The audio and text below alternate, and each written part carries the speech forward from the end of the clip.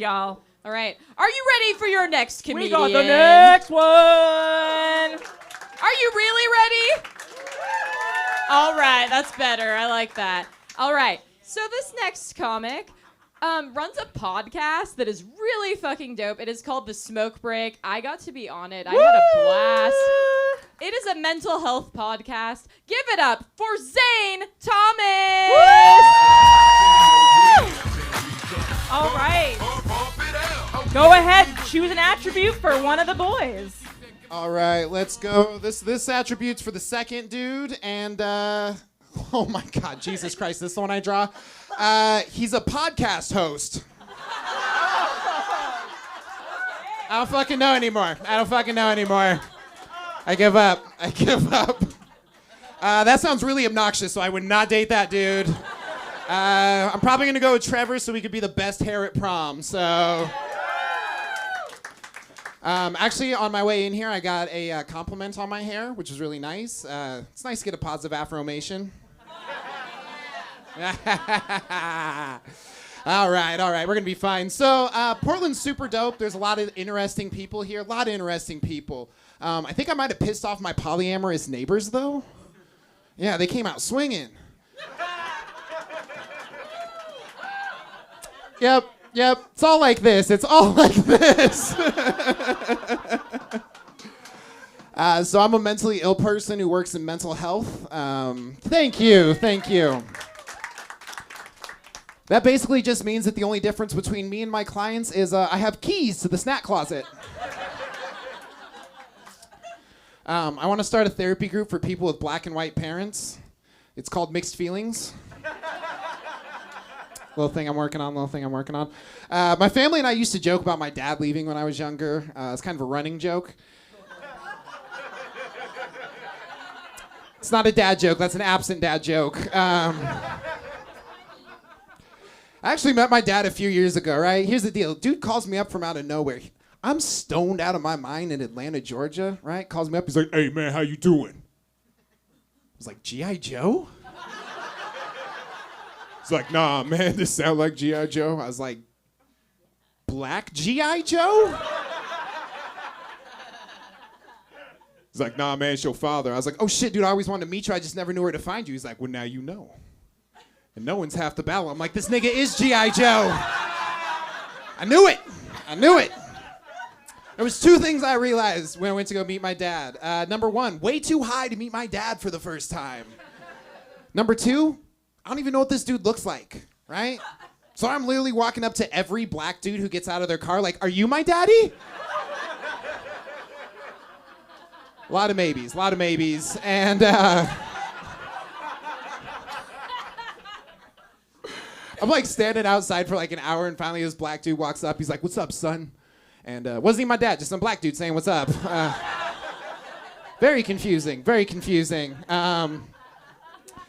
yeah, I grew up with my mom, and my mom would move us to these really small white towns, so we could blend in. And if it wasn't hard enough for me to blend in, my mom was a lesbian and a witch. Yeah, give it up for her. That's super dope. Yeah. If you're having a hard time wrapping your head around that, though, she's basically halfway between Portland and Salem. Had to live my whole life for that joke. But yeah, so I grew up with my mom. Is it cool if I tell you guys about the first time I said "that's gay" to my lesbian mom? Yeah? Is that a yeah? All right, cool. So I'm like 10 years old, right? I walk into the house. My mom's like, "How do you feel about NSYNC?" I was like, "That's the gayest thing I ever heard." Right? Real ignorant, we know. But she wanted me to understand that if you use the way that somebody's born as a negative like that, it's extremely hurtful. So she says to me, "How would you feel if when I didn't like something, I said, 'That's nigga'?" So like a mature 10-year-old, I was like, "Grandpa, Mom called me the N-word." Which was a lie. Took that lie to my grandfather's grave. And literally 11 years later, I went to my very first strip club with my mom the day of my grandfather's funeral. Yeah, this was not a good strip club, by the way. It's a strip club in Iowa. Yeah. The most popular chick there was this private dancer with a wooden arm. Don't laugh. I heard she's beating him off with a stick. Worth it. So I'm hanging out at the strip club with my mom, like you do, and she looks over at me. She asked me this question that to this day, I don't know if I could have answered any better. She looks over at me. She's like, you a tits man or an ass man? How do you answer your mom? Right? I didn't know, so I just said what I thought she wanted to hear. I was like, I don't know. I like smiles. She's like, that's the gayest thing I've ever heard. Wasn't mad, just disappointed. But to be completely honest, I don't understand homophobia, right? Because I feel like homophobes give people with real phobias a bad name. You know? Because, like, I'm not afraid of spiders because I think I might secretly be one. Yep. Think about it. So I recently came out as bi. Thank you. And I can tell that I'm getting more comfortable with it because I recently had a man crush and I didn't immediately think, quick, think of a girl. All right, apparently some of you haven't struggled with your sexuality. Okay, that's cool. Apparently I'm the only black guy with an afro and gay intrusive thoughts. All right. No biggie. He was this cute black dude with an afro. He was really funny too. What I'm saying is this is the closest I've come to loving myself. So just let me have this. But yeah, when I was younger, I lived in a small town. Is anybody from a small town? Okay, some of you guys know. There's basically only 3 things you can do once you graduate high school, right? You can either have kids, do drugs, or fucking leave. Right? Since leaving costs money and having kids takes 2 people, did a lot of drugs.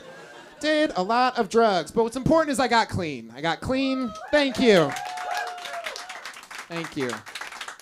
I got clean or caught, whatever. Details, right?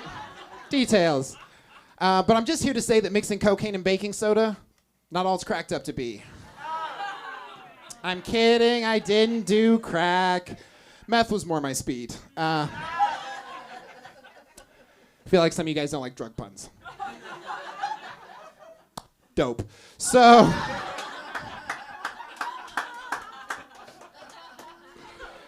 I remember hitting rock bottom because I walk into this house and this dude's like slapping every inch of the carpet, picking rocks out of it. And I was like, holy shit, this is the lowest I've ever been. And then I started helping him.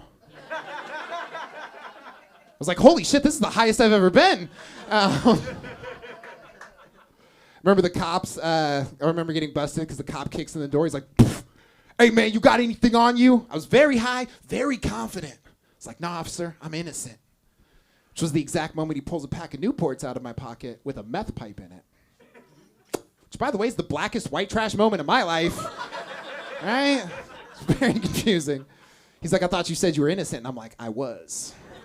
Until I was proven guilty. Right? And he just laughed and threw that shit away. Went straight to jail.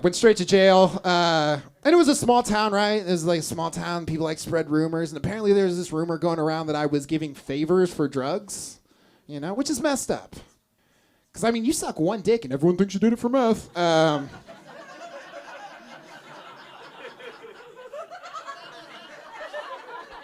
Pew, pew.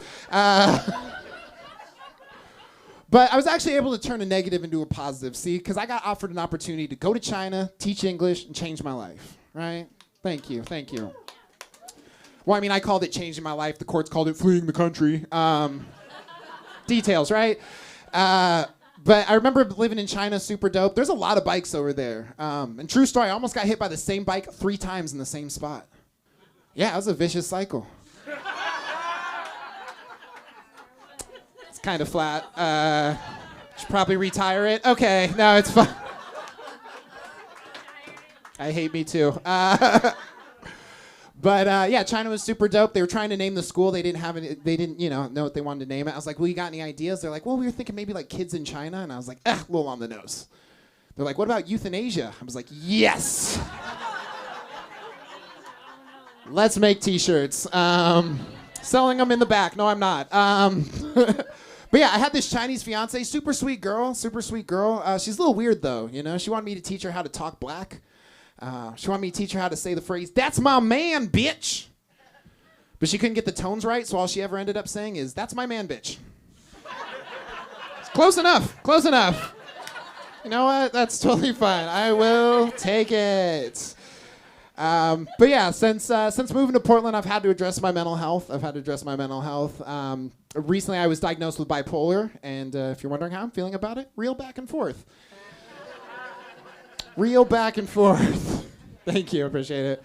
They're getting sick of me. But yeah, I remember I was taking antipsychotics, and here's the thing about antipsychotics, and that is if they were cool, fucking rappers would talk about them. Right? Right? You hear 100 rappers be like, codeine, Xanax, Adderall, right? But you never seen one rapper be like, getting mad at me, popping oxycarbazepine. Mediocre joke, dope-ass rhyme.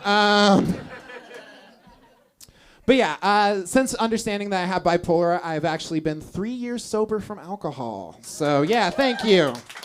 Thank you. And, a lot of people say that who you are when you're drunk is who you really are, And I don't believe that. Because if that were the case, I would be a really good driver. I am not. But I do want to celebrate one more thing with you guys. I've actually conquered my battle with anorexia. Okay, yeah. You guys don't have to clap. People usually eat that up. I know. And if you didn't like that joke, you definitely hate my joke about bulimia. And you're like, what, is it another dumb pun? No, because that would be a cheap gag. I've been Zane Thomas. Thank you all so much.